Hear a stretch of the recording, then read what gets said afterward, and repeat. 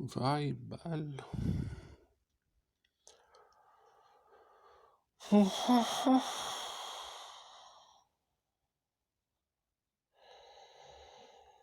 Allora, eravamo rimasti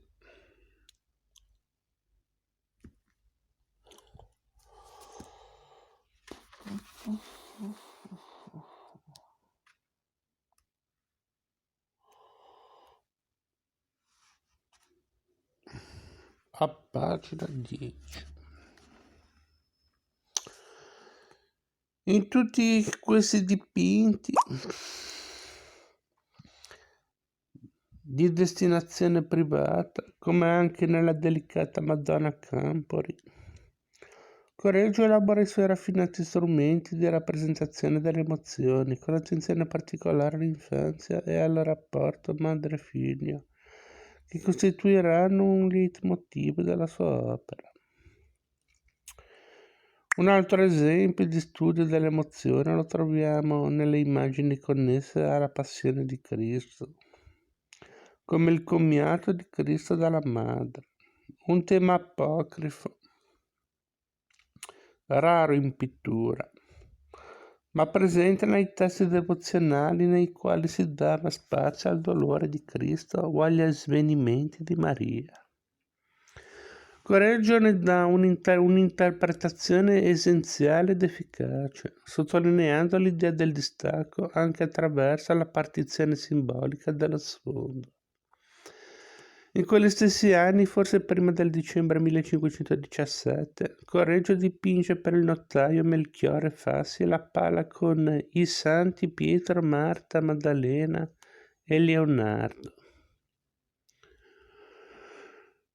Il committente possedeva già da qualche tempo una cappella dedicata a Santa Marta nella chiesa della Misericordia di Correggio, e ciò potrebbe spiegare la presenza nel dipinto di Marta con il drago al guinzaglio.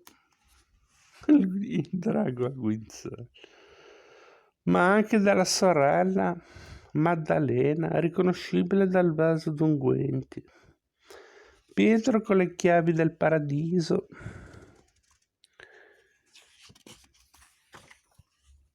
e il piede in evidenza su una pietra va connesso con le gerarchie ecclesiastiche e forse fu imposto dai religiosi dalla misericordia. Non è stato invece possibile comprendere il ruolo di Leonardo in abiti monastici e con i ceppi quale patrono dei prigionieri. La pala con i santi davanti a un paesaggio riprende una tipologia diffusa in area padana tra la fine del 400 e i primi del 500, ma denuncia la difficoltà del pittore emiliano a sganciarsi dai consolidati modelli montagneschi nel momento in cui deve confrontarsi con le grandi dimensioni. Una difficoltà che l'artista dimostra anche nella paletta di Albinea, oggi nota solo attraverso alcune copie.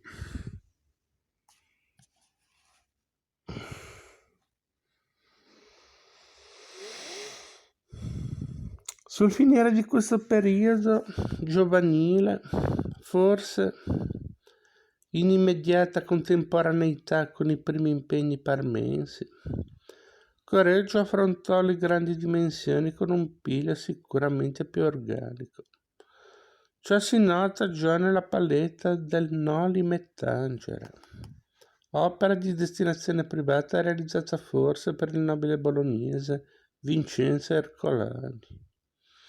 La composizione giocata sulla diagonale preannuncia analoghe soluzioni successive e mostra un dinamico superamento delle prove giovanili verso il pieno dominio dello spazio dipinto e del contenuto simbolico teso a fornire spunti di meditazione per le pratiche di orazione mentale sollecitate dalla letteratura devota contemporanea.